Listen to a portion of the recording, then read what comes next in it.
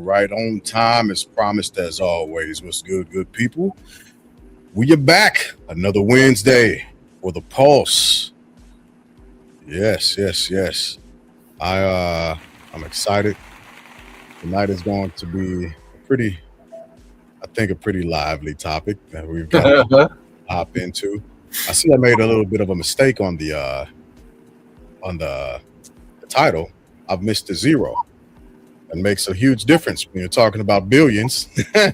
No. Not 1 billion, but 10 billion is what I meant to actually put. Yes. But we will definitely. I thought it was another look. I thought he was suing him again for something else.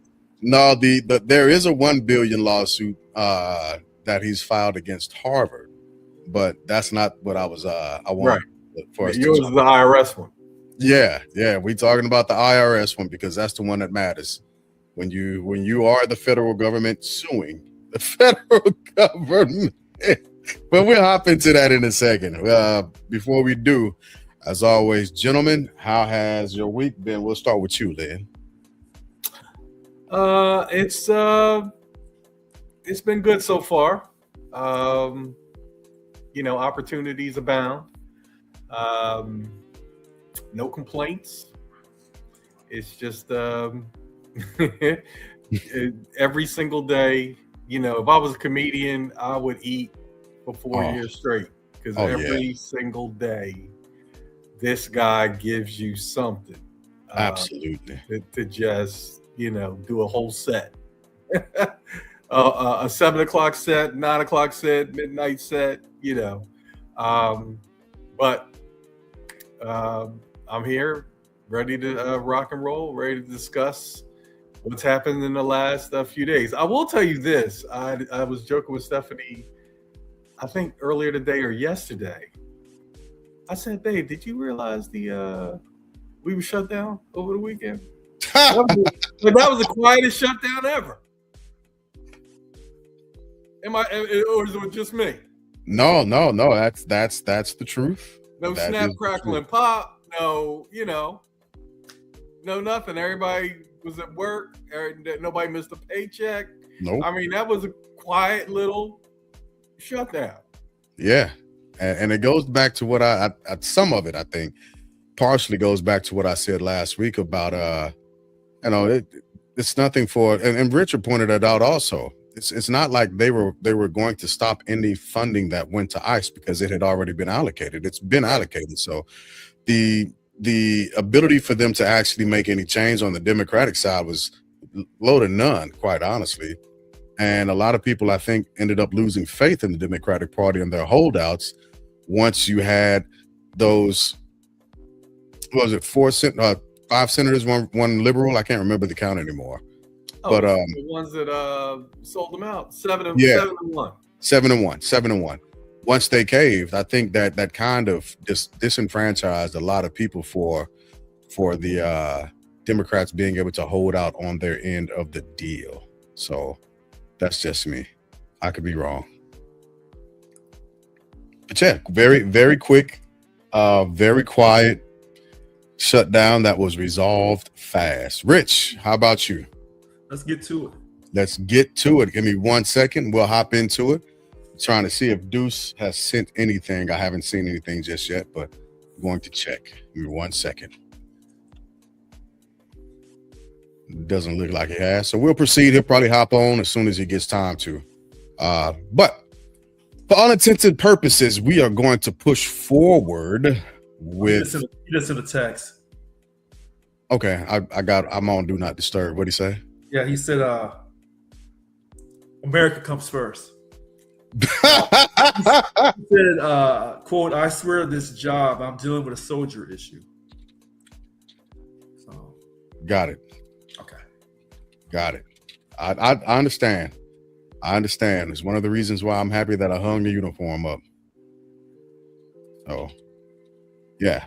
So tonight, for Zach, we are going to be talking about national voting according to POTUS, as well as the $10.5 billion lawsuit the administration, well, because he said he's filed it as under a private citizen, on behalf of himself and his family that is against the IRS. What you got? What you got, Rich? Well, I saw you about to say something. Are you sure he did the work, or did the law firms that made the agreement, when they made the agreement, he went back in office about they would do work for the federal government later and ask him also, by the way, will you also take care of some of my personal business? So, did he That's a good question. personally, or did one of those famous, powerful law firms do it for him? Yeah, but even though they're doing it for him, they're actually I'm doing saying, it. did they? I don't know if they did or not. Oh, that I'm not sure of, but something was filed on his behalf. Okay. On his behalf by a law firm, whether it's the same people that are participating in the current DOJ or not.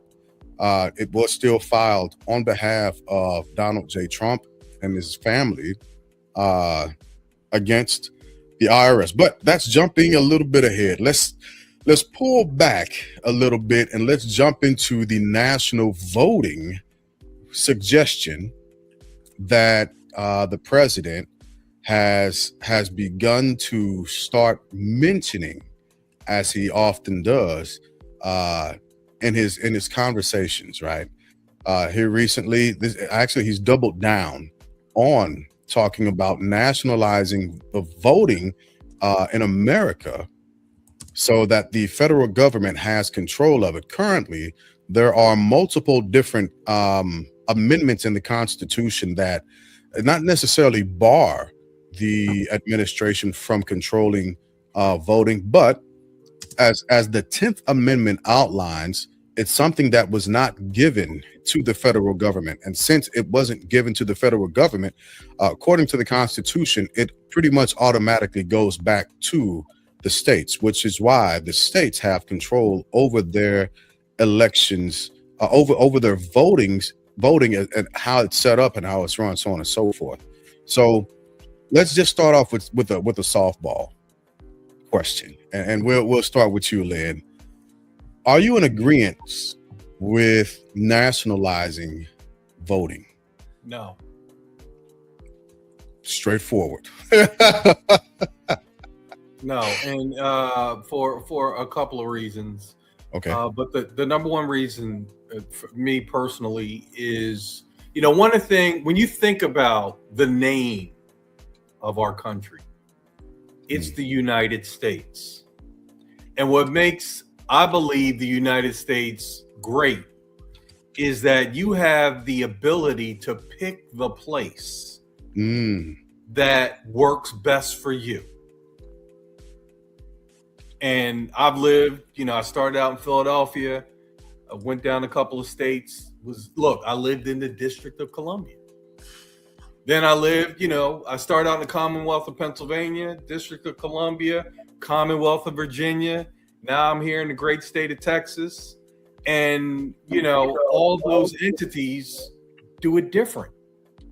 And nationalizing something sounds a little bit too close to brown shirt activity, if you know what I mean. I'm picking up what you're putting down. I'm absolutely picking up what you're putting down. So I say no way. And it's it sounds like a way for him to snake his way into another term. And I think this is this is on the lines of what you're saying, Lynn, also, because as James commented, he pays property tax wherever he lives. And so the area that he stays in, those monies should be going into how voting is governed, and how the polls look, the times that they're open, the amount of people that should be able to be hired to run them, so on and so forth.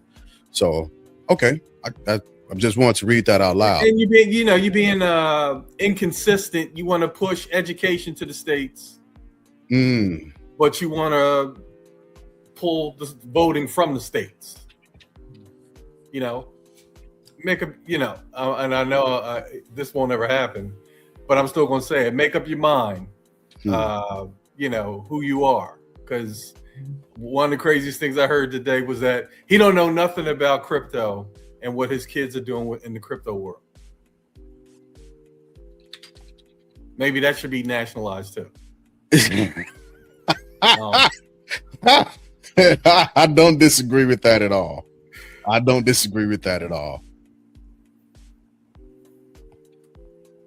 Rich, where are you sitting? And I'm asking you, and the reason why I asked you second is because of your different involvement with elections, right? As like your title says, president of Local 1000, you've got a bit of a different view on this, and so I want to give you a little more space to talk about it. Actually, when people watch this show, I want people to know I'm consistent in what I say. Mm-hmm. So when I'm consistent, when I say that if you come to this country without your correct paperwork, you come illegally, you're wrong. So let me be consistent. The U.S. Constitution says the states run their ballot, period. It stops right there. It's just that simple. This is just a distraction. Just like he said he's going to run for a third term. No, you're not. No, you're not. So this is a distraction. If this was to go to the United States Supreme Court, like they just did last, I think Friday or yesterday, they ruled unanimously 9-0 that what California did with its redistricting, just like Texas, was fair. 9-0. So when the U.S. Supreme Court makes a 9-0 decision that goes against Trump, but he needs to come out with something to distract from that. But the biggest distraction, or his biggest problem, is that Epstein situation. It still won't go away. And so, it's not just the fact you have Republicans and Democrats going to Epstein Island. This is a deeper issue about not just about underage girls, but what type of ritualistic stuff are you doing? See, now you're touching at the heart of a lot of the conspiracies. And they say, well, the conspiracies don't mean anything. But when you have the far left and the far right wanting to know, and they can't agree on anything, and I'm except for the end of the earth, that they can agree on. Yeah. So this thing about this nationalized elections, he'll say anything to get you talking about one thing while he's doing something else. He knows this is an absolute loser. And here's the second thing that Lynn was saying. Last January, you brought that long ass document online. And in there it said something about they wanted to have limited big government. Yes. Limited big government. And that is the Republican backbone. Wow. We want the states. Listen to how I say this. We want the states, starting with the Confederacy, we want the states to control their destiny and have a small, limited big government. But whoever is in power in the White House, if it's a Republican, they want big government to dictate the pace. If it's a Democrat, they consistently have said we want big government because of the 60s when they had to use federal troops to integrate in the 50s and 60s. They had to. But now when they use federal, quote, ICE, another form of federal troops to enforce the law, now the Democrats say we want the states to control it. So whoever's in the White House, that's how they sing their song. What I have simply said to everyone, I don't sing to the Democrats or the Republicans. I go issue by issue. Yeah. So you cannot tell me to tote the party line. I have no line except for the line of righteousness. Now, in all actuality, in my personal opinion, going against the U.S. Constitution, there should be a federal standard when you're electing the president of America. But that's not how they see it. You say every state can dictate how they do their ballot box. I can see if you were doing that for state leaders. But when it comes to your president and to the Congress, you would think you would have a federal standard? But I'm done. So let me throw this out there, and just to I don't want to say play the devil's advocate because he's done himself his own justice in this manner. But one of the reasons, as he explained, talking to Tony Lamas, I believe, was he's wanting to nationalize the polls for voter security, right? That was one of the big reasons. And we recently saw also that Georgia has had their 2020 ballot stolen. I mean, raided, not raided, confiscated. He's still looking for another look. 11,780 votes. He's still looking. He's still looking for them. Right. Right. And so let me pause real quick and let everyone who's listening and in the comments know that if you would like to come onto the panel to actually discuss your opinion or your theory, by all means, I'll post the link frequently. This is not a panel to where we're going to degrade you, but we will test your limits on the knowledge of your actual opinion to see if your opinion is making any sense, and we will pull up real time facts, right? So I just wanted to put that out there and make sure everybody sees the link. I just posted it again, and if you want to hop on, by all means, just click that link and we'll pull you in. So back to the discussion. So are we right now in a situation to where our ballot boxes, our voting places are experiencing tons of different actual fraud to the point to where we would need a nationalized voting act to be pushed out? I'll start with you on that one, Rich.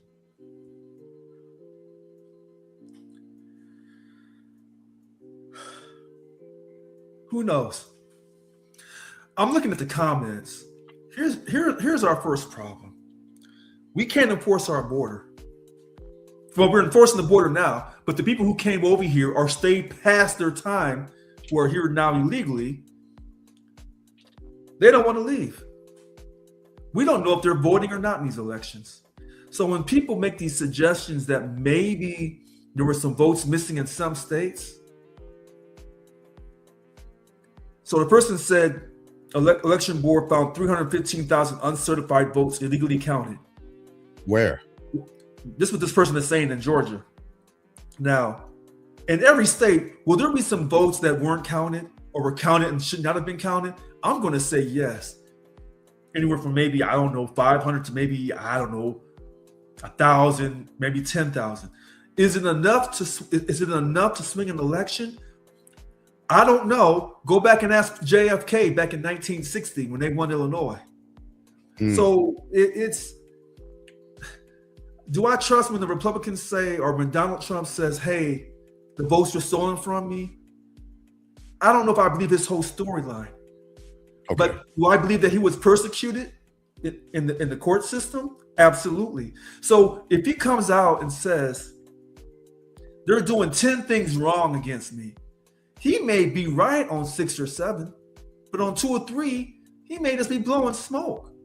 But here's the problem. When you don't tell the complete truth from neither side, then what do?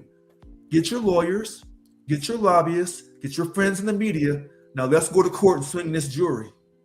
Or let's appoint United States Supreme Court justices who believe in what I believe in, which is what he's done with the United States Supreme Court. But he's no different than any other president who wants to run it. They're going to put people in the United States Supreme Court that's going to back them up 7 out of 10 times. So with that being said, could we clean up our elections? Well, first of all, we don't even mandate per state that you got to have voter ID, that you have to show your ID to vote. We don't even mandate that. And unfortunately, a lot of people in the African American community say we cannot do that because we'll face discrimination. Here's what I say to that. To all the older Black people, I respect you. But here's what I do know. Anytime I leave my house, if I don't have my ID on me and there's a crime within a 10-mile or a 100-mile radius and it's an African-American male, if I don't have my ID, tag. I may have just caught a case.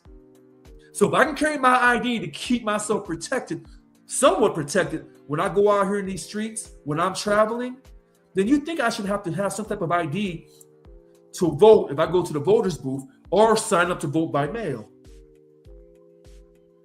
Which is about to be another issue in and of itself, the mail-in ballots. But before we go further down that hurts the Democratic Party, the mail-in ballots. It absolutely does. It absolutely does.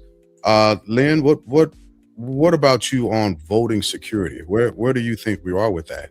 All right, look, what anyone who knows me can always attest about me is that I am consistent. And let's use the word perfect. Okay. In our world, where does perfect exist? in everybody's mind. Right. But is there a perfect system? No. No. I can tell you when I vote, every time I have voted here in Texas, I have had to show ID at the poll. Period. And have done so. With respect to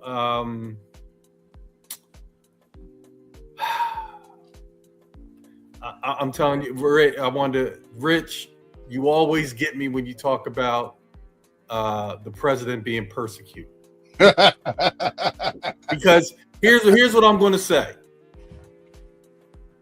If you had done what he did, which was take deductions for some shenanigans, what would have happened to you in a court of law?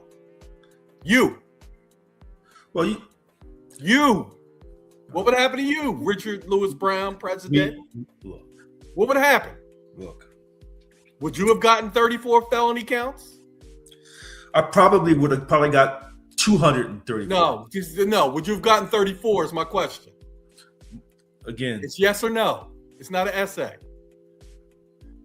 I'll take that as a yes. See, my point is, because I know if it had been, listen, I would have left there with 34 counts. And you know what? And when people said, you know what, don't hire Lynn Medeiros because he's a 34-time felon.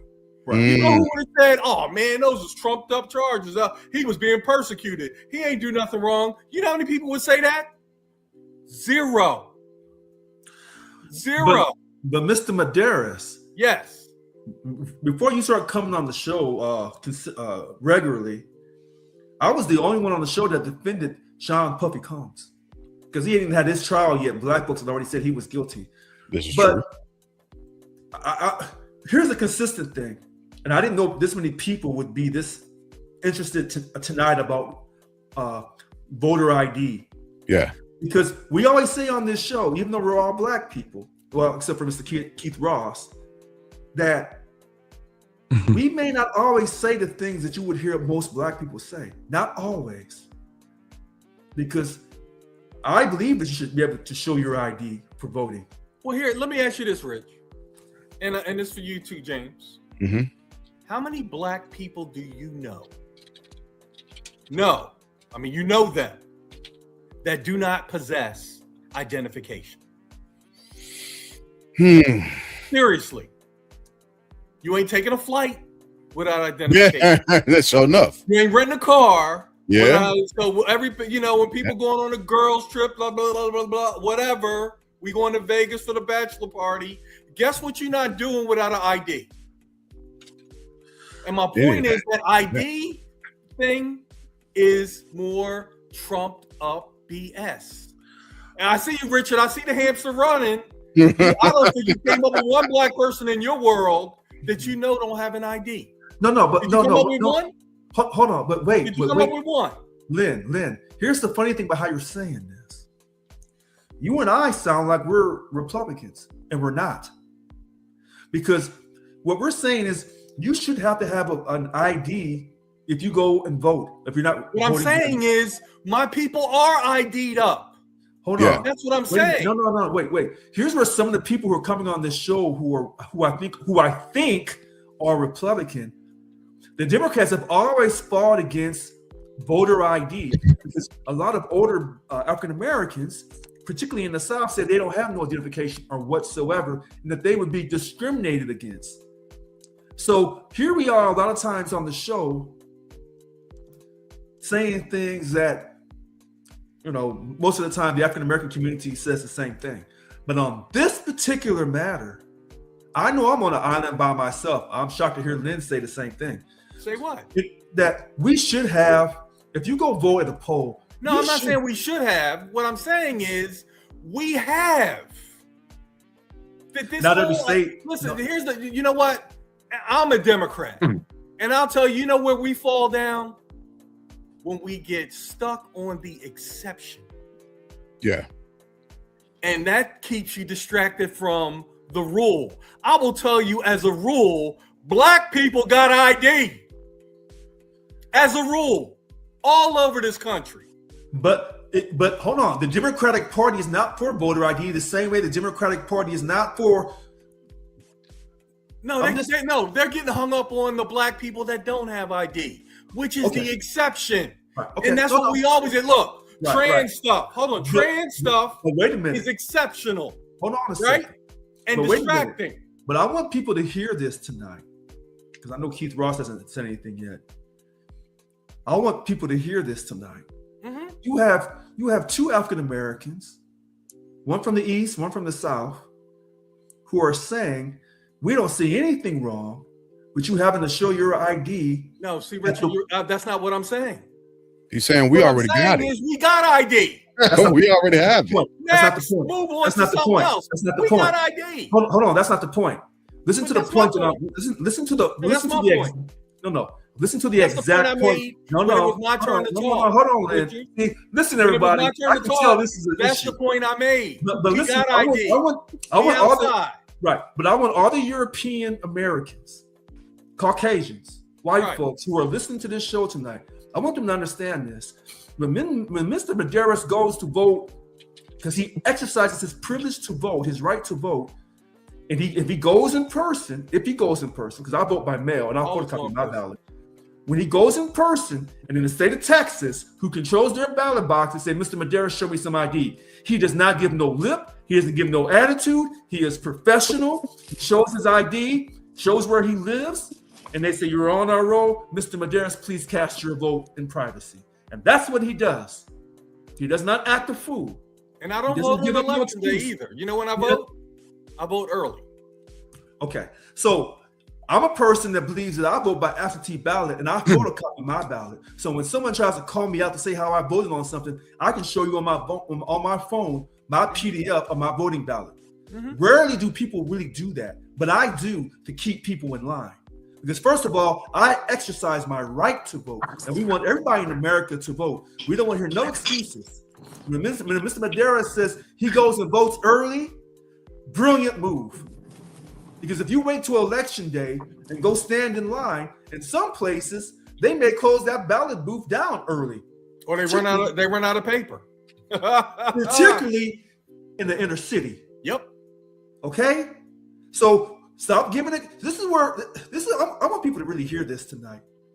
This is where we're not giving no excuses about not voting, period. Because we understand how important. Don't come on complaining about the system, which a lot of people may think that's what we do. We complain about the country that we already served. Okay.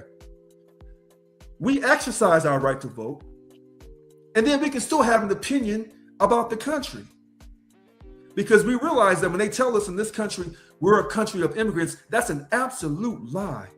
We're a country of immigrants and descendants of enslaved Africans. I'm stopping right there. All right. What's up, guys? Good to see you again, man. Good to see you, bro. You caught me at a good time. And I owe you a call, but we'll get into that later. It's all good. So yeah, it wouldn't be me if I didn't jump in on the topic. But yeah, what's up, guys? How's it going? Good, man. Good. Okay, so I got a question.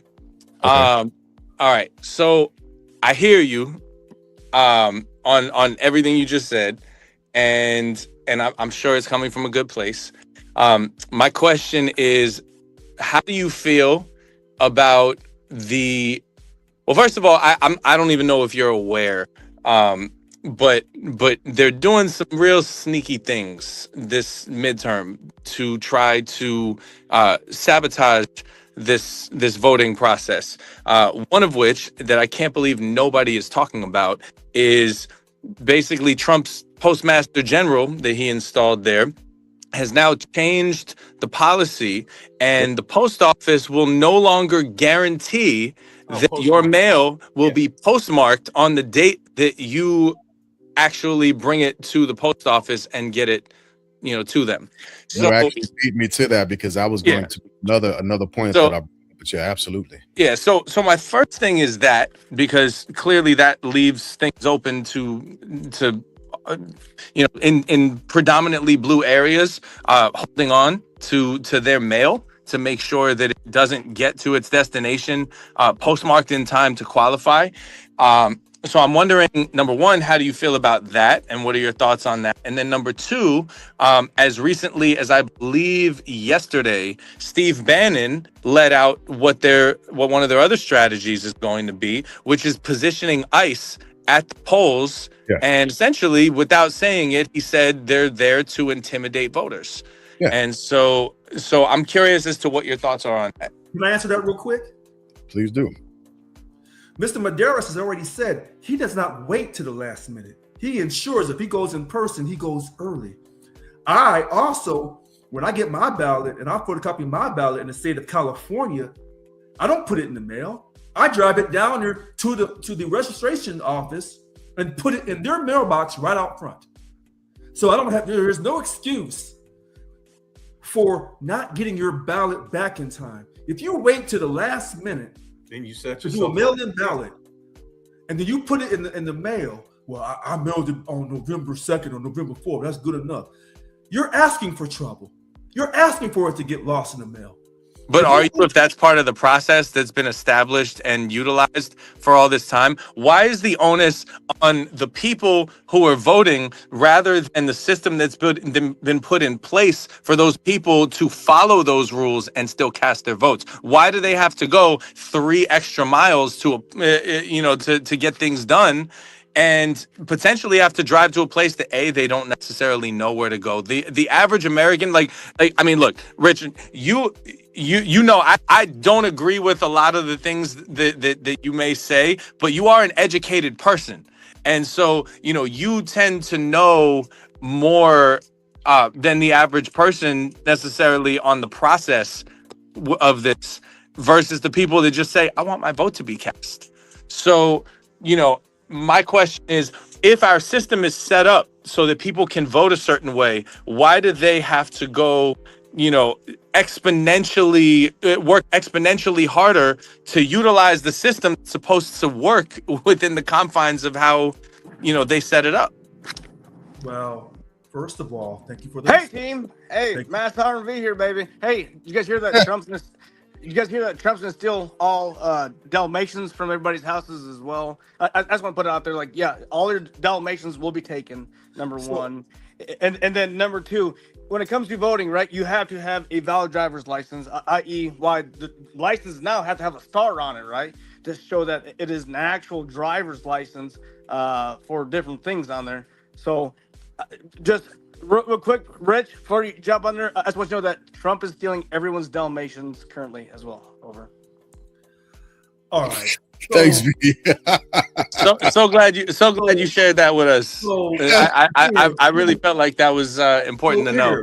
Hey, guy, I got you. Don't worry about it. Yeah. So let me say this again to Mr. Keith Ross. Thank you for the respect.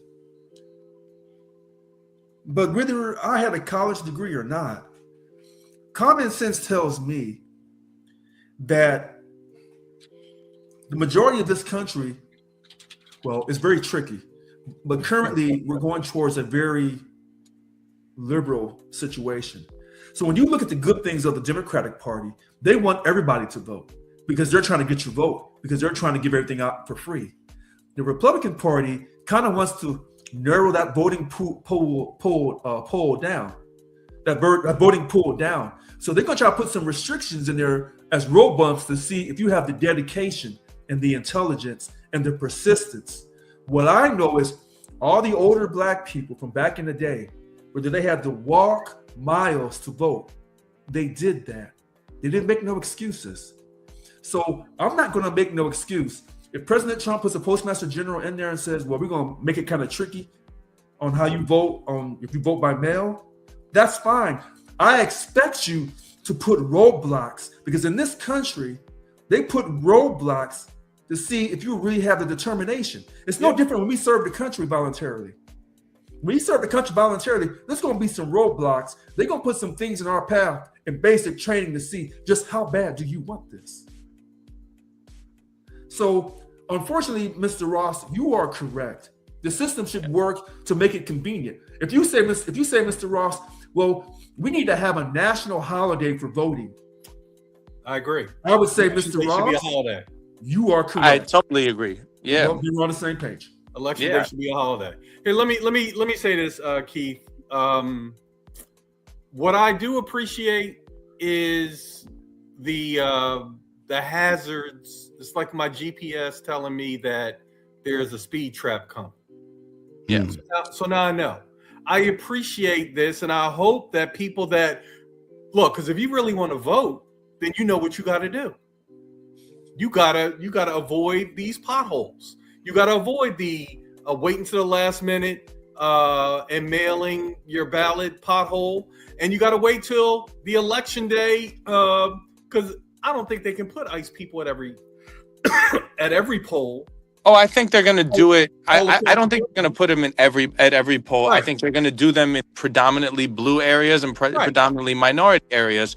And even if they're not catching people off guard to where they can intimidate them to vote or not vote a certain way, it can create enough of distraction by harassing people that look like they fit the profile for who they're after. Right. And Now remember in Georgia when they came out with the you can't give somebody a bottle of water Yeah. in Yep. line while they're voting. yep, Whatever. absolutely. Whatever happened? Nothing. This is just, in my opinion, hot air. And see, I am solutions oriented. So when problems come up, I don't sweat them because all I'm looking for is the solution. What I feel we need to do if voting is important to you. I don't know if I was the one that ever I probably heard it somewhere, but I've made this a mantra of my life. What you care about gets done. Period. If you care about something, it's going to get done. If you care about casting your vote, it's going to get done. Because ICE shouldn't be intimidating people that are not registered, that are registered to vote. Well, they shouldn't be murdering people in the streets. That's true. Either. That's true. So, Hold you on. know. I totally agree. Wait a minute. I We totally can't say agree. murder because they haven't been convicted yet. We can't say murder. They haven't been convicted. Huh? No, We you can't watched say it. murder. We watched it. No, you can say George murder. Floyd, we knew that was murder No, before you can say murder, 'cause before that's what you believe. Chauvin was convicted. That's what you believe. We don't have to adhere to the final gavel of a judge on this platform. I believe he was murdered. I saw, I don't know what you saw, but I saw his gun get taken and then him get executed. That's what I saw. All right. So I thought you were referring to these last two ICE agents regarding Alex Prete. All right. I am. So, I am. okay. So here, somebody took his gun and somebody and two people shot him. At point blank range. At least once in the head. Here. I'm gonna do this. What you just said, Mr. Lynn Medeiros. If it's really important to someone, they get it done. Mhm. I strongly agree with. So what has happened tonight is two people who normally are going at it on this show are in alignment because we know how important voting is. This is kind of interesting. We are in complete alignment on this. And I didn't know with all these comments that people are this emotionally charged about voting, which I'm kind of glad that they are. But if they put ICE at the polls, I'm gonna tell you the number one state that's gonna be affected. It's the state I live in. Because in this state, when you get a driver's license in this state, through hook or crook, no matter how you get your driver's license, they send you a voter's registration. They want you voting. Mm-hmm. So if you decide to go on and sign up to vote, and you're not really here, plus you're not really here legally, and then you go down here to the voting poll, you see them ICE people walking around, is it worth it? Now, No. if listen to this, if 1 million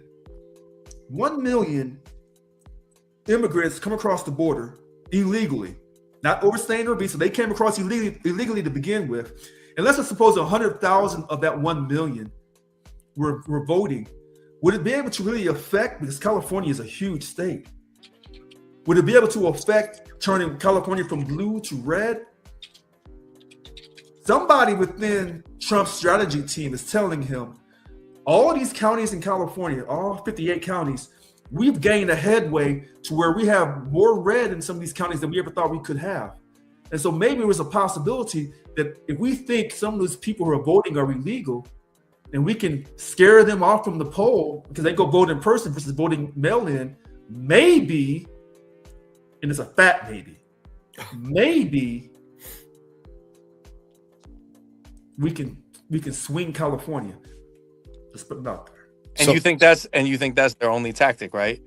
No, What about the gerrymandering that's happening, or that they're trying to make happen in red states? So far, only Texas has successfully been able to do it. As recently as today, Trump's Supreme Court ruled in favor of California. So this is now going to turn into a gerrymandering war. I believe that in the future, because this will absolutely be in textbooks, this is going to be battle of the gerrymandering this election.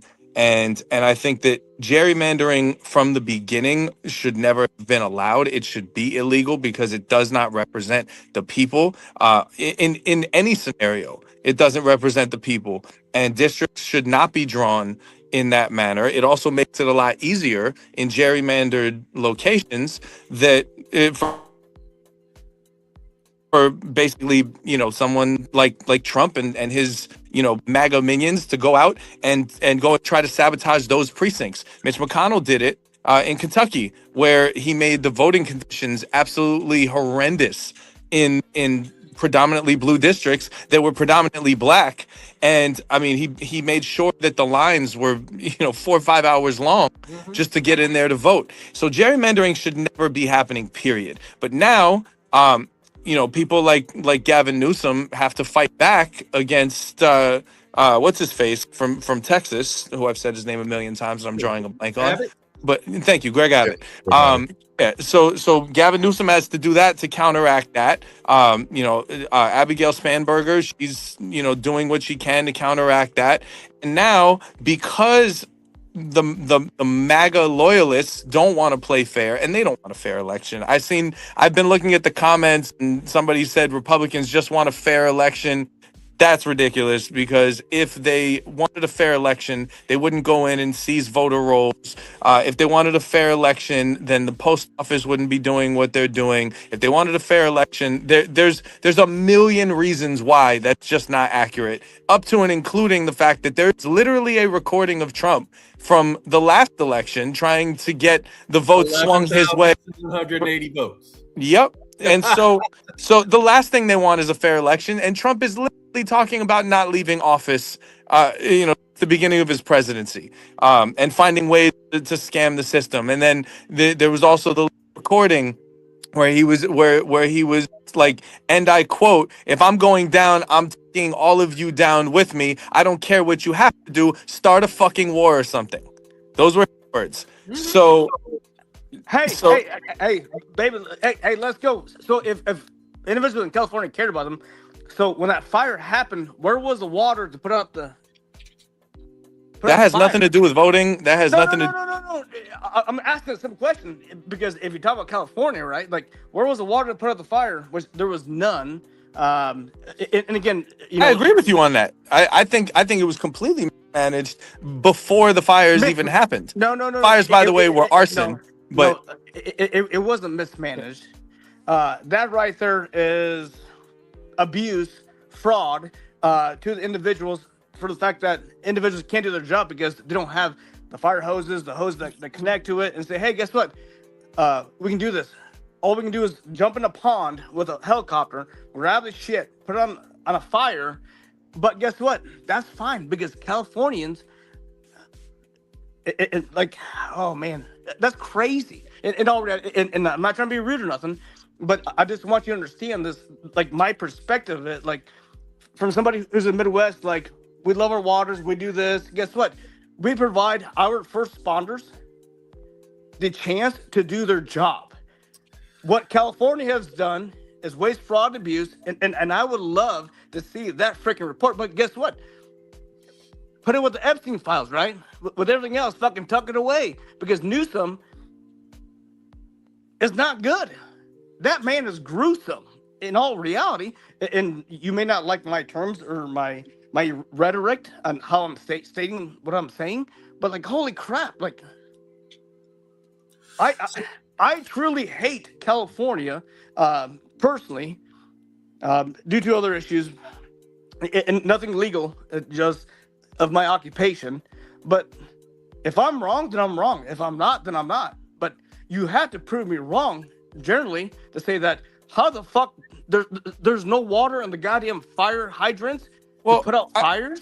Okay, so I just want to address that. The first thing I want to address actually is the simplest thing out of everything that you said. You said you hate California, and you Absolutely, yeah. And so my thing is this: that is literally the byproduct of a president who's really an anti-president who divides the people of this country from day one.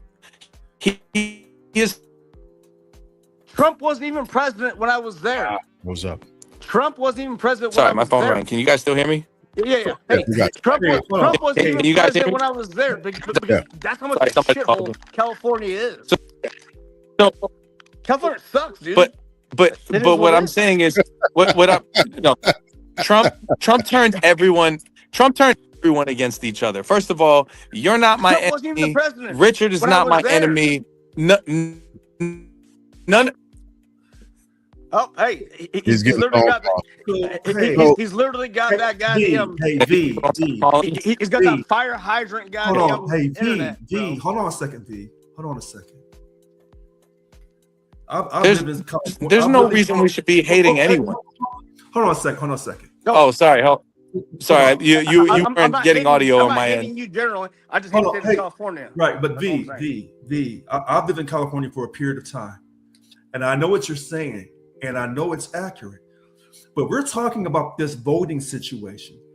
And so when Mr. Ross laid out all the gerrymandering tactics from the Republican Party, unfortunately, it goes both ways. Both parties have been accused accurately of trying to set the polls or set up the boundaries to get votes. Why is that? Why do both parties use the same cheating rules?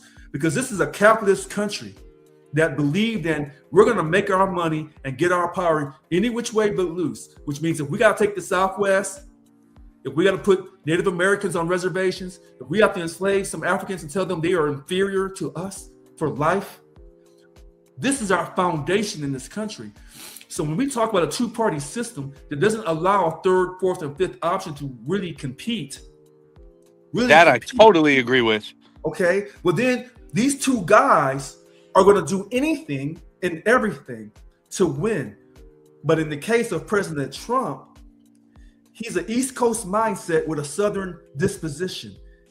He's going to call Southern disposition, emphasis on the slavery part of that. Yeah. Okay, that's fine. But so he's going to call you anything and everything, and he's not going to take anything back because that's an East Coast mindset with a Southern disposition. He doesn't care. When he told you in 2016, I'm going to keep my money, I'm not divesting anything, I'm not showing you my tax returns, and I'm going to win this bad boy, and I think I won 2020, and I'm going to stay consistent on that particular statement. Donald Trump's going to stay consistent on that, and then I'm going to come back in 24 and win that.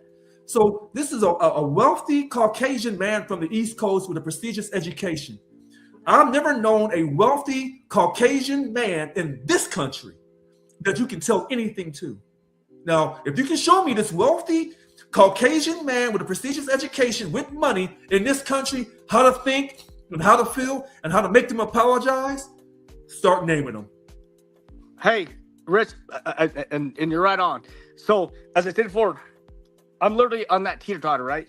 I don't give a shit about left or right, to be honest with you, right? Because if you look at Obama or whatever, or even Joe Biden, right? Sleepy Joe, at the end, it doesn't matter, or Trump or fucking Bush. When you say Sleepy Joe, you're playing yourself, V. Yeah.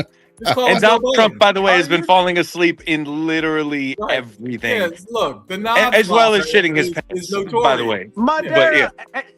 But you yourself can sit there and sit there and state what you want to state and put yourself to bed with your comments. And you know, I respect that because we all have our own opinions on things, right? Yeah. 100%. 100%.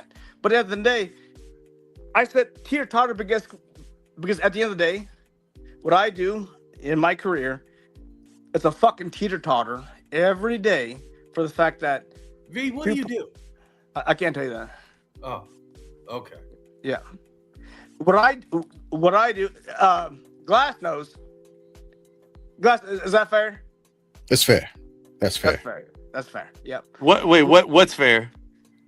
I know what he does for a living. Glass, is it fair that he keeps mentioning that he does a particular thing and doesn't tell us what he does? Is that fair? That part isn't fair, but No, that's not fair. here's the caveat to That's that. not Here's the fair. caveat to that. The reason why he can't essentially just come out and say what he does for a living is because we don't want to put him in a bad situation. So in order don't for him reference it. That's all I'm saying. If you don't And want to I mention don't what disagree. you do, don't mention that you do something. I mean, is it a government position? Is that why you can't say anything about That's it? what happens. Now No, It's Keith is strongly Nope. possible. It's strongly possible that Not They're- at all. And I'll leave it as a point. And hey, Matt, hey, I got you there. 100%. But come on, guys. Like, again, I told Glass this, in all, I guess, I said I'm teeter-tottering. But at the end of What the do you day- mean by teeter-tottering, by the way? he's on both sides. It sounds like that's what I'm hearing. Oh, gotcha. Okay. Yeah. Yeah. That's why I translate teeter-tottering. Thank you. Yes. I'm teeter-tottering because guess what? Both sides have interest in this country, right? Mhm. So V, let me ask you this. Yeah. I'm seeing a lot of comments, and I didn't know about him bringing up about nationalizing voting that people would be this. I've never seen this many comments this quickly yeah. coming from Democrat and Republican about this nationalized voting. This whole time I've been coming on this podcast, I see people who I've never seen their names. So V, are some of these people associated with you? No. Or no? Okay. So let me actually state I for the have not record. seen any of the comments because I'm talking to you guys. Okay. Yeah. Okay. There's some Let me- ridiculous comments on here. Yeah, that's why I started banning some people. But let me state for the record, there was back in the day, back in the 80s, a prominent Republican who gave the game away about the conservatives. And what his comment said, essentially, he said, no, I do not want everyone to vote. He was speaking for his party. He said, I don't want everyone to vote. And the reason why I don't want everyone to vote is because everyone essentially won't vote for us. Mm-hmm. And so as a conservative, to maintain the conservative way of voting, the way that we used to vote was essentially for rich white men to have and rule the vote. That's who voted. It wasn't this pool of everyone. But when blacks as well as other minorities began to jump into the actual voting pool, it began to pull the power away from the prominent people. When I say prominent people, I'm not necessarily simply talking about white people. What I'm talking about, in essence, is the wealthy class, right? It began to pull the power away in this republic that we have, and we had to begin to act as such. So when the people actually do begin to vote properly, without hurdles and without hoops, that's when our system works best. To nationalize the voting in and of itself does Americans a disservice. What a lot of people haven't figured out just yet, and this is something that Dr. Cornel West actually explained not too long ago, and I also read it some years ago in a couple of his books, but he coined a phrase and a term that I've had to think about for decades at this point. And he said, what you see happening along America today is a vast niggerization. Oh, And it's because geez. people are essentially having to realize that trying to identify with multimillionaires and billionaires, that's simply the game. They review and they revere you the exact same way they revere us. They simply know how to play the game with you and on you better.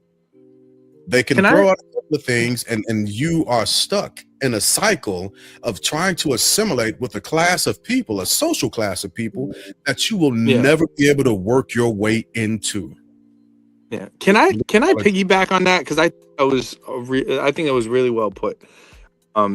So all right. So I just wanted to address like certain things in the comments, right? So Linda Couch 2095 says Trump is the only president that didn't get rich from government. It's disgusting that people still take up for liberals.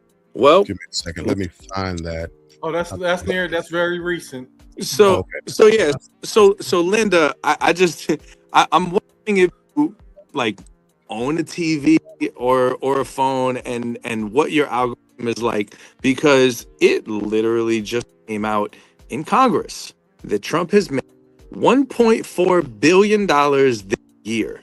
Plus, he accepted a private jet from Qatar that is worth $400 million that he plans on keeping after the presidency, which is, by the way, also illegal. And and a lot of the estimates think that he's made more than 1.4. That's just what they can quantify at this moment. So he hasn't divested from anything. He still has his ownership in all of his companies, as well as his stake in World Liberty Financial as well. And so he's running his crypto scams. And when you see him with all these threats of war and all this stuff, just know this is market manipulation, because war is the worst thing for the stock market and the worst thing for the crypto markets. And so what he's doing is he's making these threats so everyone panics, all his friends go up and they the fear, and then he backs off everything and everybody makes millions and billions of dollars. So for what's that? One quick thing, and I'll let you keep going. I saw something from Linda Couch and from, I think, James Stern about term limits. Yeah. I think this whole panel agrees on term limits. 100%. Okay, that's it. Go ahead. Yeah. Term limits. Yep. Term limits, absolutely. So when we try to demonize the Democratic Party, or we try to demonize the Republican Party, that's why I can always tell the people who watch this show, I don't belong to neither party. There are certain issues that I agree with from the Republican Party, certain issues from the Democratic Party. But I'm not going to demonize neither party, because they're both guilty, equally guilty. I can't say equally, but I will agree with guilty. Let me ask this question to the panel. We'll start with V, since you haven't been able to really get in too much, jokingly. What is the harm in adding safeguards to our voting polls? Does that hurt us, or does that help us as a nation and as a whole? V?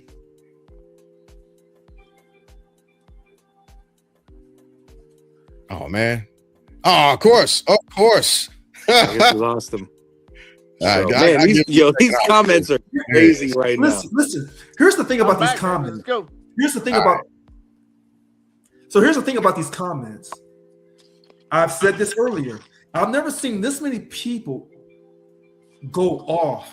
And it seemed like it's almost a war between the Democrat comments and the Republican comments. Here's the thing about what they're saying to each other. They're both accurate. They're both right, because both parties. Sorry. I couldn't hold that one. Rich, let's go, baby. Let's go. All right, I'll stop. Go ahead. Y'all go ahead. I'll stop. No, All right, hey. go ahead. No. I'm sorry. Go ahead. I didn't mean to interrupt. You got the first hit at that question. Richard, let's go, baby. No, what I'm seeing in these comments about some of the things that the Democrats have done wrong is accurate. And the Republicans have done some things wrong too. But you got to remember something. This country started on wrong. It's part of our foundation. And we're a capitalist competition country. Whoever has the most money is going to call the shots. And what Mr. Glass said, the initial voters of this country were white male property owners. And then came black men. And then women came in 1919. Okay? So when we talk about all the things that's been done wrong in this country,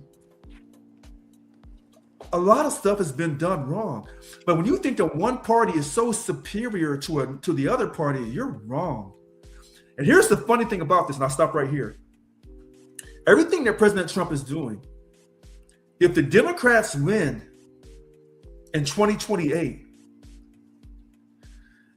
they're going to undo every single thing that he's done unless the Supreme Court has it in writing.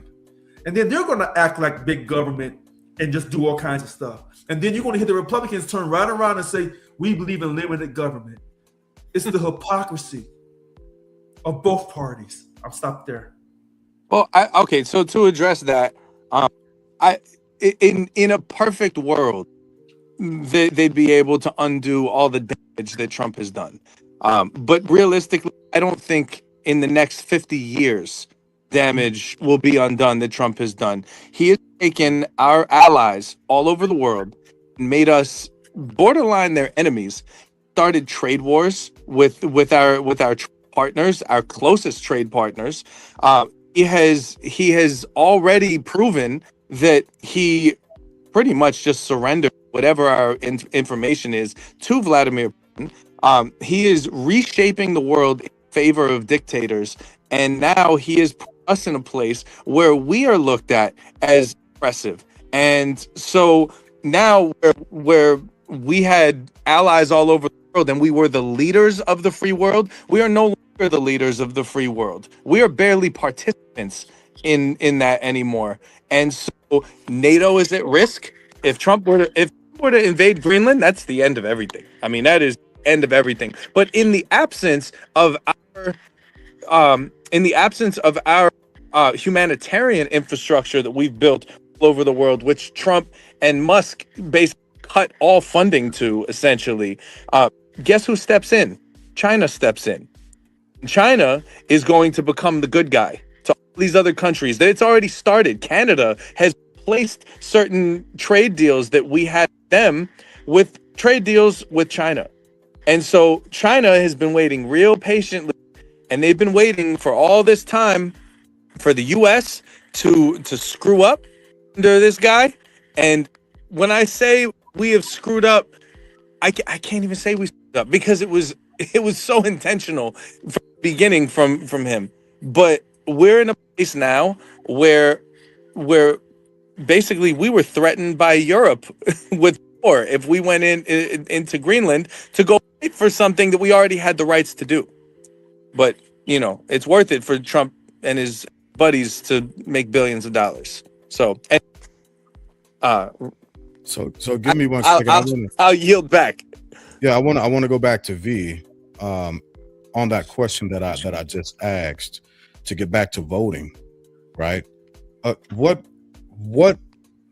do you see any issues with enhancing the guardrails surrounding voting, notwithstanding, right? Not putting roadblocks in the way of mail-in votes, because you and I know both personally, actually, most of us on this panel, how important mail-in ballots are to citizens spread globally, right? So what do you see as guardrails being good or bad for voting that this administration is actually starting to look at? So, thank you. Great question. So, mail-in voting is a choice to everyone. Start there. But at the end of the day, depending on where you're at and or in which country you're at, it is our given right as a citizen of the United States. I believe that individuals who've not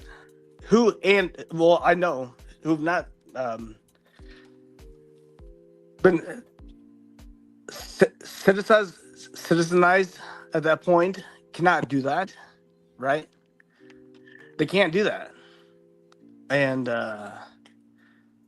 per regulations that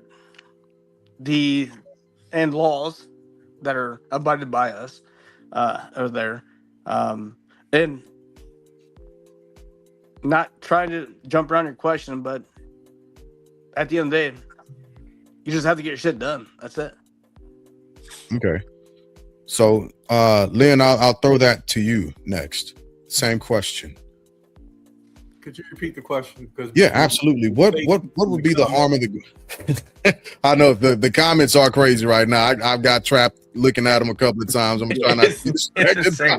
By the way, I have a feeling there's some bots in. Like there's somebody commenting whose name is anal tube something. Like, I've seen that.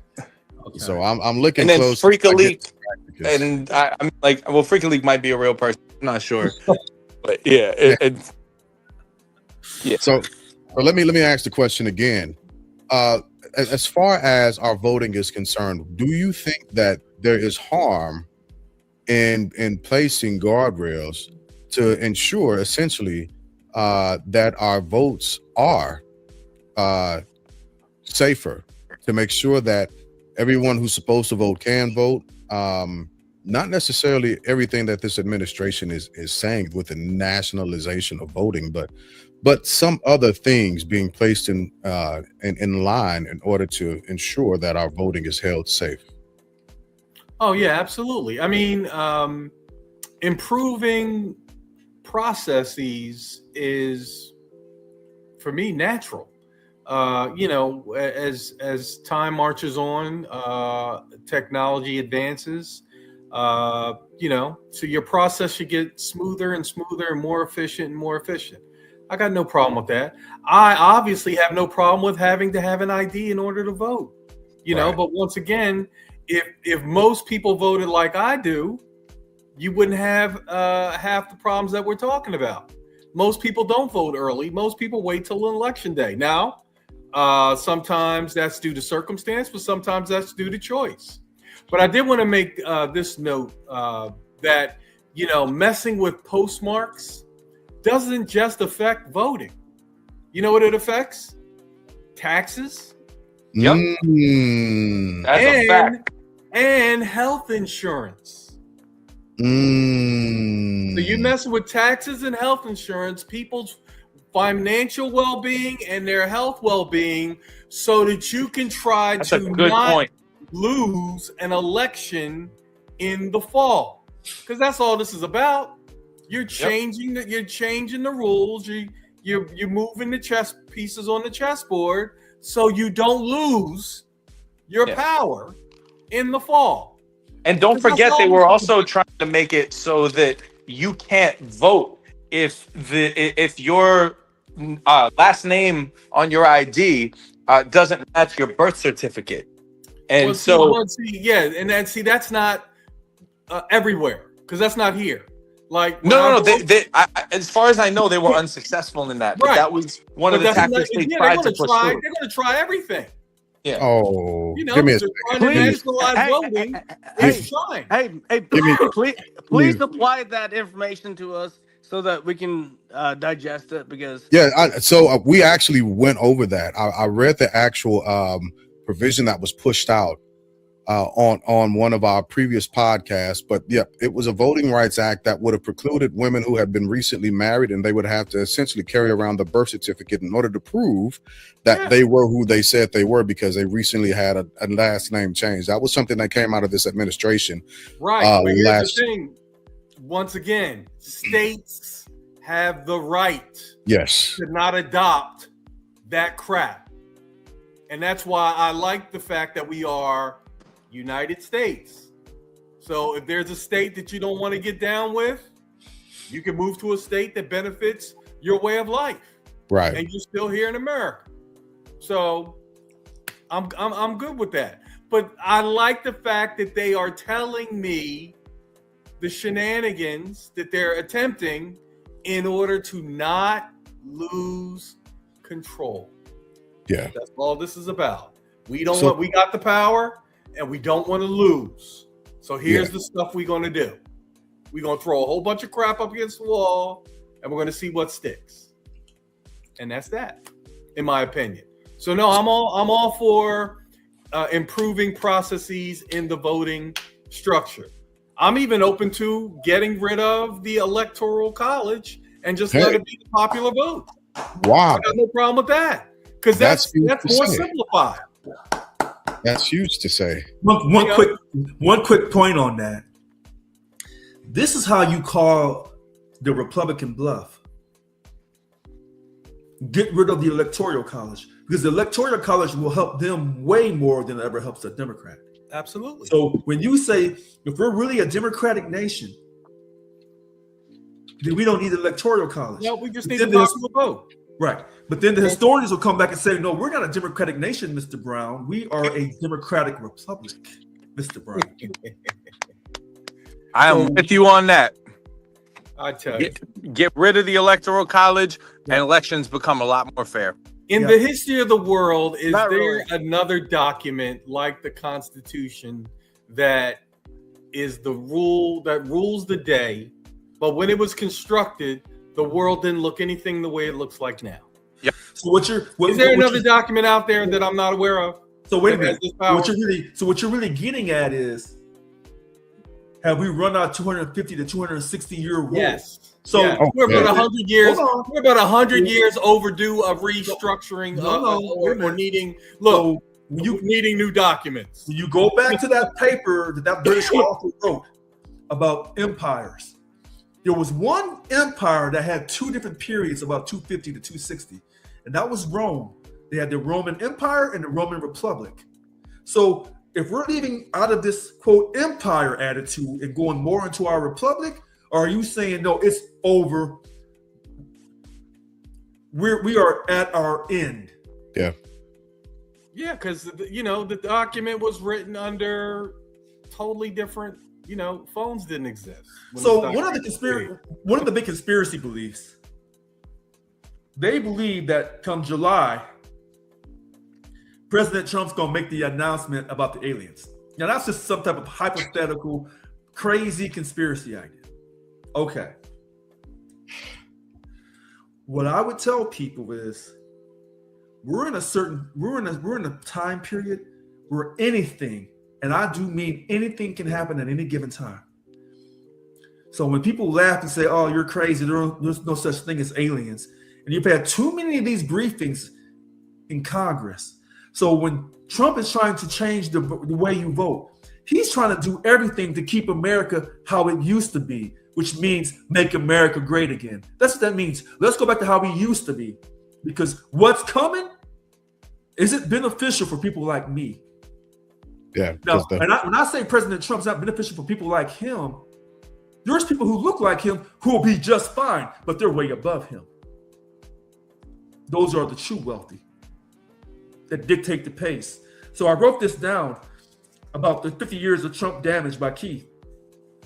If this world is really run by, quote, the elite families, then Trump can't do anything without their approval. If that is true. But if that's just some type of crazy conspiracy and Trump's able to do what he wants to do, then maybe 50 years of damage, maybe he's right. Maybe Keith is right on that. Maybe. So let me. I can't believe I'm saying this. Yo, Richard, you're on hundreds tonight. Like I'm agreeing with a lot of what you're saying. Give me a second. Give me a second. Because I don't want to give Quincy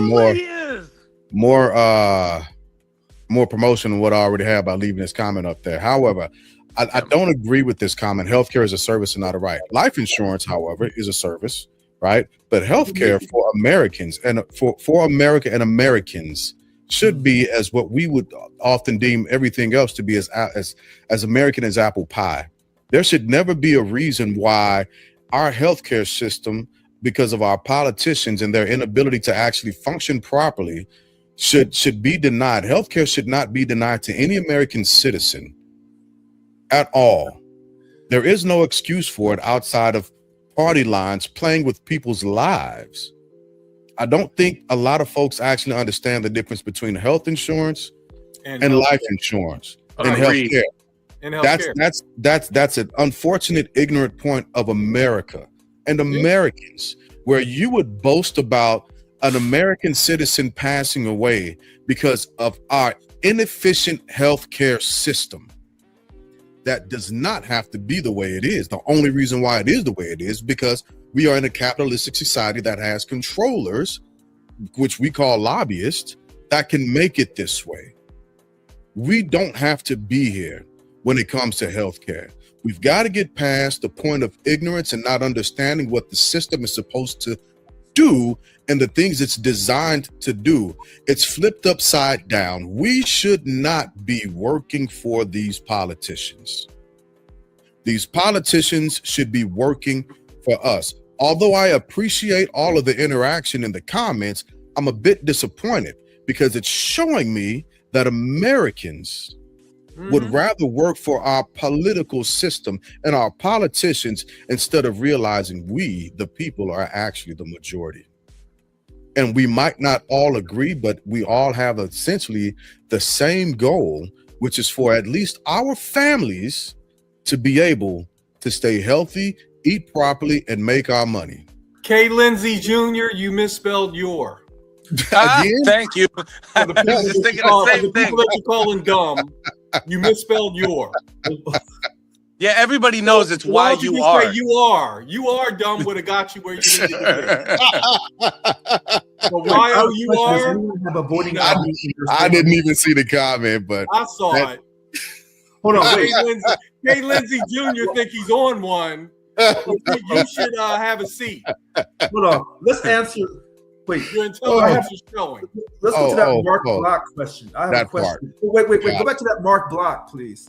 yeah. Mark Block, I have a question. Let me go back up because that was I don't further up. want to ignore him.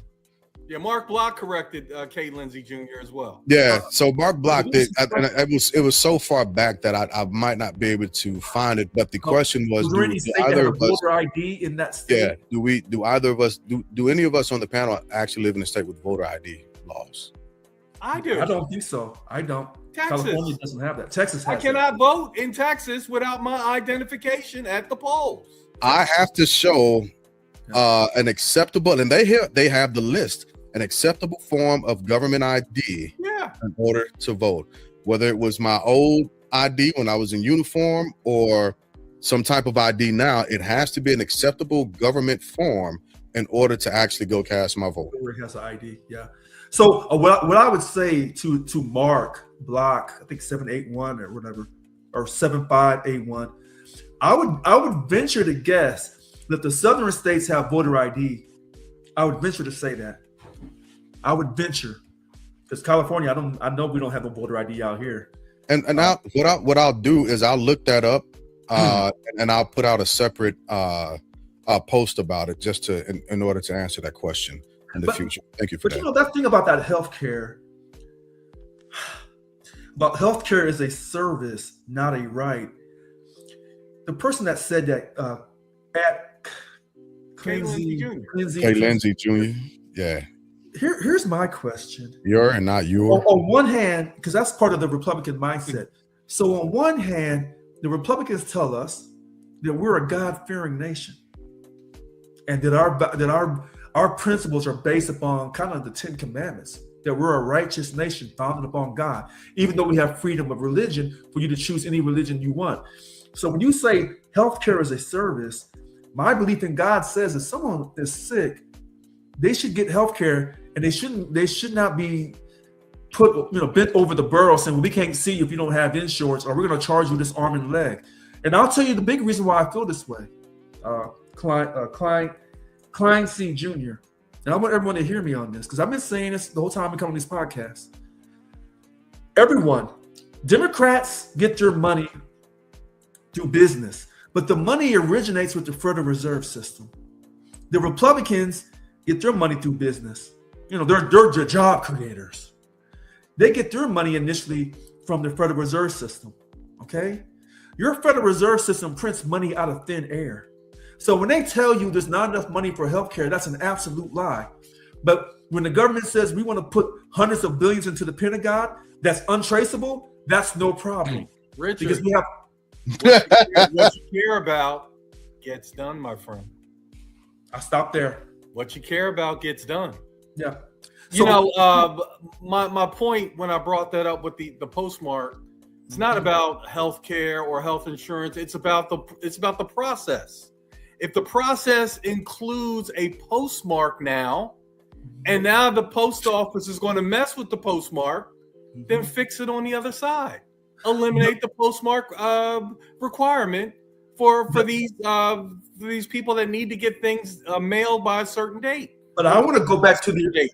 Same thing with taxes. But I want to go back to all of this stuff we're talking about, all these comments going back and forth with each other. It all starts with money, because this nation was founded on money. Who has the money calls the shots. And when you have a private bank that's not a government agency that can print money out of, they'll tell the Treasury how much money to print up. But the money is not based off of anything but perception. So when they tell you we can't afford to have health care for those, that's an absolute lie. If I can interject. Hold on, Keith. Wait a minute, Keith. This is not subjective. This is a fact.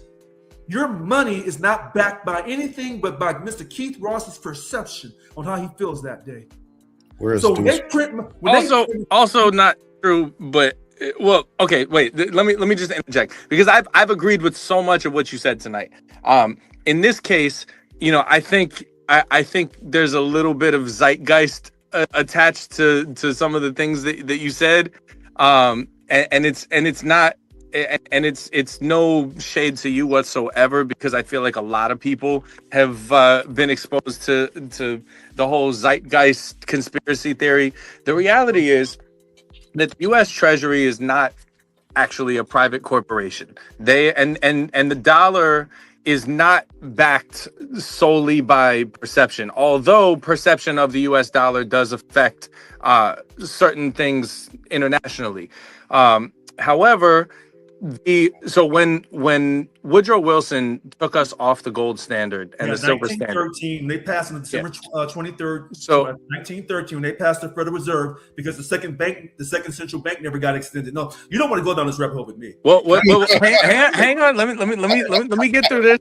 Let me get through this. When he took us off of the gold and silver standard, and I can give you a very modern example, a very recent modern example of why that was necessary, is he took us off the gold and silver standard because if your economy is based solely on the assets that you hold, your economy can never grow beyond the value of your assets. So, for example, take BRICS, right? So that's the new thing. It's Brazil, Russia, India, China, and Saudi Arabia. They want to back. They want to back that currency with gold and possibly, I believe, oil. Yes. So the problem with backing a currency with gold is that if there's a wealthier country out there that wants to go and buy up all your gold, well, right, now you no longer possess that gold, which means that as long as that gold is not in circulation, the value of your currency will tank.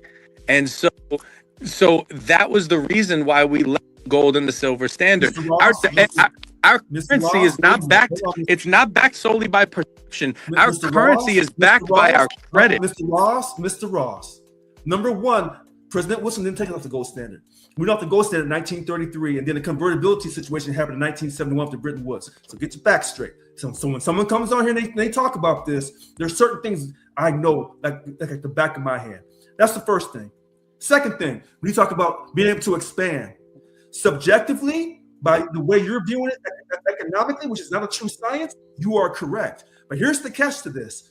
When you only have so much gold, that means you're not going to create people who have so much money, they're detached from everyone else. Everything kind of stays kind of suppressed. So you don't have inflation, really.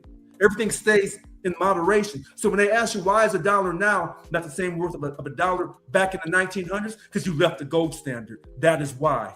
And once you leave the gold standard and you can print money based off of how you feel, then the Federal Reserve, that is not owned by the United States government, it's a private organization owned by private individuals, even though the chair of the Fed is appointed by the president to make it look like it's federal, because that's a con. Now, those are facts. Pure facts. Exactly. So let's back up to when you said that there would be no inflation, right? So inflation is that is so not affected by not being on the gold standard, because that same logic, then why is it that in virtually every nation every major, you know, the nation power in the world, why are their prices not the same as they were in the 1970s? The reality Because is they have a central bank. They have a central bank, sir. That's why. and so do we. Well, Okay, that's but the problem. they don't all have a central. They don't all have a central bank. But even if Mr. they Ross, did, then China what has is a it? central bank. Japan has a central bank. Germany has a central bank. England has a central bank. America has a central bank. Okay, I believe when India and Pakistan have central banks because they have nuclear bombs. when So you have everybody around me. I just lost you guys for a little while. Yeah, I don't know what Can you hear happened. me? We can hear you. Oh, yeah. You're not here anymore. You're kind of You're- coming in crackling. Yeah, I'm hearing crackling too. Can you hear me now? Wait a minute, Mr. Keith. Yeah. When you come on the show and use those big words, zeitgeist, let me tell the public what zeitgeist is. From German, refers to the defining spirit, mood, or general trend of thought and feeling characteristic of a particular period. That's what zeitgeist means. Go ahead, Mr. Keith. Go ahead. Well, no, there was actually a series of videos called Zeitgeist. Yeah. That was the title of them, and they went and they had a huge segment on the Federal Reserve, and it's a lot of conspiracy theories. But the Mr. reality Ross- is this. What's that? Mr. Ross, let me tell you about this conspiracy stuff. I was told as a child, as a young black child, that the U.S. government experimented on black people. I said that's an absolute lie. The government would never do that. That was not a lie. Hold on. At Yeah. that time, when I was being told that by my family, that was just a big conspiracy. Okay. But that was the truth. I was told that AIDS was created. Now, the verdict is still out on that. I was told that COVID was created. Now, President Trump swears that thing was created and then sent to China and blamed on the Chinese. And that's If why the you said Chinese. it, I can't believe it. Okay, fine. I walked away from that one. So, Oh no, he stated it. It sounded like this. Good. It's absolutely a Democratic hoax. It was the Democrats. They made it up. And then it was. I like my numbers where they are. And that was. all I'm simply saying is your Federal Reserve System is not federally owned. That's a hustle. It's privately owned, and they tried to run the hustle. What's privately owned? Yes, it's privately owned. It's not. No. Owned What were you saying is privately owned? The Federal Reserve is a private-owned organization. In fact, if you work for the Fed, you don't get a pension from the government. You get a pension from the Fed. They have their own classification system. So now the president does appoint the head of the Fed because that makes it look like it's kind of federal, but it's not. And that's why they're so fiercely independent. And that's why when Trump says, "Hey, I want to have some influence on the Fed," they're like, "Wait a minute. When we were established in 1913, you don't have no type of influence on us. We do what we want to do. We have our own budget." So when you say if that were the case, then why is it that Congress has a say in what happens they don't financially have in a this say. country? They don't. They don't? What Congress did. Wait a minute. December 23rd. They don't have any say on raising the debt ceiling. No, they do They not. don't have. No, wait a minute. That's on what the Congress does. But when it comes time for the Fed, when the government says we need money, we don't have enough money, they go to the Fed. And the Fed says, "How much money you need?" They say, "We need this much." And then the Fed tells the Treasury, "Go on and print it up. And you'll pay us back this money that came out of thin air with the taxpayers' money to pay the interest because you're so far behind in the past from not paying us all the money back." All right, so I gotta pull us out of the depths of the because I know actually I do want to have a full segment dedicated. Deuce has to be present for that as well. Oh my God! No, that's a trigger. That's a trigger. We got to do it. I definitely want to have the economy talk and all that other good stuff about money, fiat currency, relevance, not relevant, petroleum, the petrodollar, all that. Rich, text Deuce and tell him I have my USC T-shirt on. but I wasn't going to do the shirt and the hat, but I decided to chill. We got to turn the corner, gentlemen, and get around the horn. I got my kiddos Andrew upstairs. Jackson, yes. Mr. way Med before. 10_91. Andrew Jackson knew the dangers because he wouldn't extend the charter for the central bank. We went off the central bank. He's absolutely right. Man, he knows the history of it. We definitely got to have that discussion. V, my bad, man. I wanted to get you in there a little bit more, but the comments were crazy tonight, so my attention was kind of turned towards some of the comments. It's like on fire. Yeah, I had to. There was a couple of people. Look at this. Look at Clancy Jr. All central banks are a scam. Now listen to this. We've been disagreeing. This is why tonight is so interesting, Mr. Glass. All of this came from you talking about this nationalized voting. All of this came because of that. It did, and we're gonna keep the energy going and keep the movement flowing, but not tonight. we got to get around the horn, and I gotta perform my fatherly duties. So around the horn, I will start actually with Keith. I wish your face was still showing, brother, but my face isn't showing.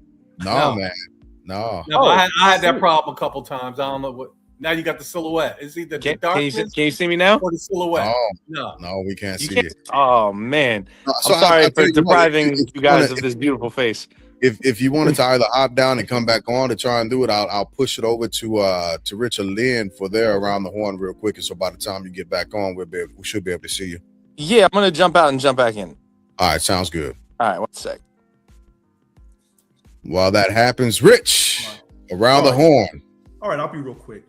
Tonight has been really interesting about nationalizing voting when we know that the U.S. Constitution says the states control their ballot box. It's more interesting when the Republican Party, who believes in small, limited federal government and believes in big state government, now wants to have nationalized voting because it's going to benefit them to help them win in the midterms and in 2028.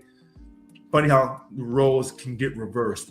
Finally, all of this comments tonight, there was one thing about term limits that people, I think from both sides agree with. Term limits. And then we finally talked about the Central Reserve. And some of the same people who we thought, oh, they don't know what they're talking about, knew that the Federal Reserve was a scam. I think that's very interesting how we had all these major arguments, comments from opposing sides, but yet there was some type of solidarity on certain things regarding the term limits and the Fed. I think that's pretty amazing that we were able to get through this. Thank you very much. Absolutely. V, you up to go around the horn real quick, my man? Yeah. All right, it's on you, brother. It's on you. Hey, no. What I enjoy is dialogue, right? Number one. Number two is you don't have to agree with what I say 100%. Number two. And then number three, do I actually care that you care? No, not at all. But no. Glass, hey, appreciate you always getting me involved. I apologize. Still doing work currently, and nope. Love it. All right, my man. Hey, yeah. Hey, if I pissed you off, then I'm doing my job. That's it. All right, Keith, I think we got you, man. Yeah, you back. We see you. All right, what we doing? Around the horn. Around the horn. Your final comment. Final comment. My final comment is that we are at a tipping point in history at this moment. These midterm elections are the most important elections that have ever happened in the history of this country. And if there is not a resurgence of checks and balances within our government, we won't have a democracy anymore. And we won't have the freedoms that we were raised knowing are our actual rights in this country. So I guess my message to everyone is, despite what side somebody may feel like they're on, at the end of the day, we should all be on the same side.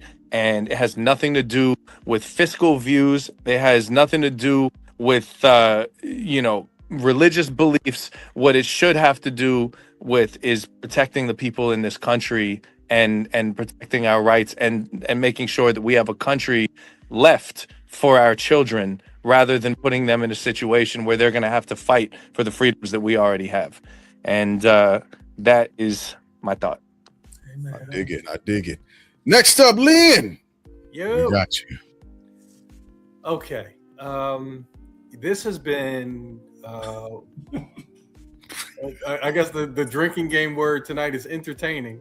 I'm watching people that were hurling insults and all this other stuff are liking and subscribing, which, is crazy.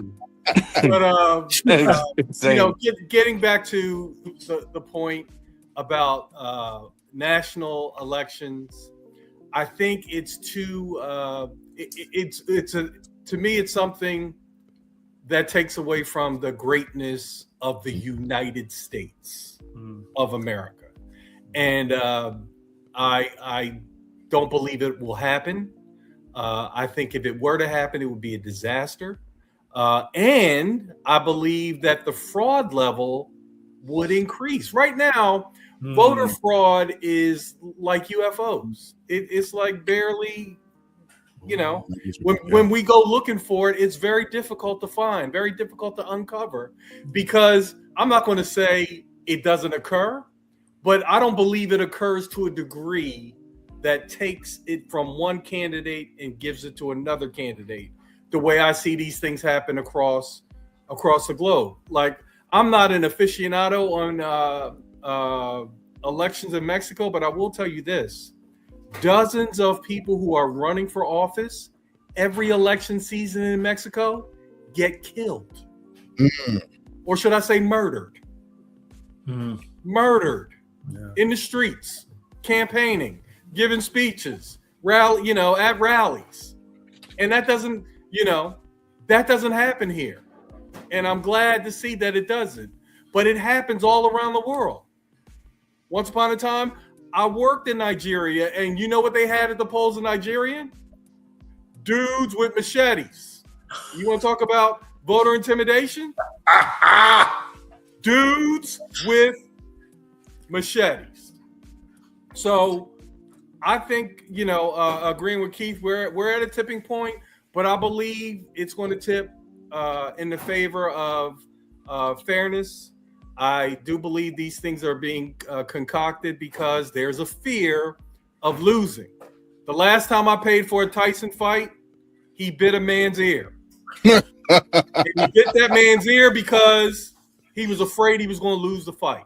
No, who's getting headbutted? No, come on now. No, Richard, I'm not going to debate this with you. He bit the man's ear because he was afraid he was going to lose. And that's the last time I paid for a Mike Tyson event. That the whole thing was being that big old forehead and kept headbutting Mike Tyson. Look, homie, don't play that.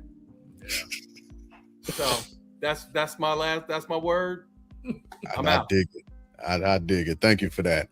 As always, I appreciate everyone on the panel as well as the comments. I always learn something whenever we get together, and that's one of the beauties of having this actual platform. So I'd like to say, when people are on this actual platform in this podcast, there's one thing that is for sure, and that is we want to talk and debate with each other, because we understand that evolution takes friction. It takes being uncomfortable. It takes moving your own goalpost from one point to the next. That's evolution.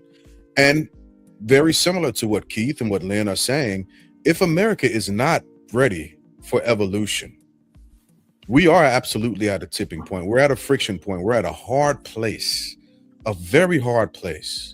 And evolution does one of two things.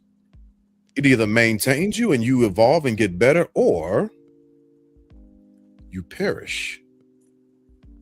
So, America, at this tipping point, we also have a decision to make. Do we want to continue to thrive together in a bit of a paraphrasing movement of Elder James Baldwin, or do we wish to go ahead and perish as individuals. This is a country that has been maintained by all for all. Or I'll say it even like this: it's been fought for by some for all. That's the truth of it. There are some of us on this platform who can easily say who and what a patriot is not, because we earned that talking point. We earned that right to say it. And we probably don't, because that's not where we want the ball to end. That's not where we want the buck to stop. We want this to continue. We want to continue to have the hard conversations and the debates respectfully. You don't have to agree with us. You don't have to agree with you, but we want you here. So with that being said, make sure that you like and subscribe. Come back. We'll be here every Wednesday starting at 9 p.m. Eastern Standard Time. This is for the Pulse. And for the Legacy Table, we will be on Thursdays. We got a crazy topic tomorrow on the Legacy Table. Tomorrow, we're going to be talking about Ye and Nicki Minaj, two ends of the spectrum. So come and join us for that tomorrow. That is going to be at 8 p.m. Eastern Standard Time. But we will be here, same bad time. Go ahead. K. Lindsey Jr., I served this country in the United States Navy, and I was also president of an oil and gas company in Nigeria in 2009. I know you don't believe me. I don't care if you believe me, but those are the facts. Sorry. I'm sorry I don't look like a soldier to you right now. I'm sorry. It would be just for the listeners, you'd be hard pressed to test the panelists about the patriotism that are on here, especially the mainstays. We're veterans. Absolutely. We wrote a check to the United States government, a blank check, voluntarily, up to and including our lives. Voluntarily. Yes. And we volunteered. We weren't drafted. Yeah. And that's not something that we often say or we often push. We usually just have our debate and our talks just as regular guys. But we've all earned our place in history, in the history books of the United States of America, by serving our country. So James, my Israeli friends think I'm crazy because they had to go. Oh yeah. 36 months. They're like, you volunteered? I said, yeah, I did. I stepped up. They're like, no way. They had to give 36 months. And I want everybody to know, all the people in the comments, Democrats and the Republicans, and to the independents and other parties, I don't belong to no political party. There are certain issues I agree with the Republicans on. There's certain issues I agree with the Democrats on. But I don't belong to any party, and I have my voting record. So when I tell you I can pull up my voting record from 2012 up to now, for every major election or general election, primary, I mean that. So sometimes we say things on here and you think, oh, they're just talking. When we start talking the facts, facts are facts. And what happens is there's facts that help the Democrats and there's facts that help the Republicans. And then there's some facts that don't help neither one. So when people say, well, I can't stand the Republicans, I can't stand the Democrats, you've already lost the conversation, because you can't demonize one whole party because of what a couple of things one of the members of that party may have done. And when people come on these comments, Mr. Glass, and they talk about, well, the Republican Party was the party of the abolitionists, yes, you are absolutely correct. But you haven't really done anything from the 60s going forward. You haven't really done anything to, quote, help the minorities. You said, well, we're trying to help all America equally. And so to all these people in the comments, you want to help everybody equally, but yet we didn't start on the equal platform. So the thing about equality and equity, do I believe in DEI? At this point, no, I really don't. But to other African Americans who do believe in DEI, even though they haven't been the ones who've been the most beneficial or benefited from the DEI program, I understand that too. So I want all these people in the comments to know that, listen, when you come on here, you can exercise your freedom, but try to listen to other people and try to acknowledge, you know what, you may be right on this point. Can you acknowledge me on my point? I'm done. Absolutely. So with that being said, as always, we thank everybody for coming out, and you could have been anywhere else in the world, but you decided to be with us, and we absolutely appreciate that. Let's keep the momentum going. We'll be back next week for some more great topics, some more great panelists, and some more great information. With that being said, thank you all for coming out.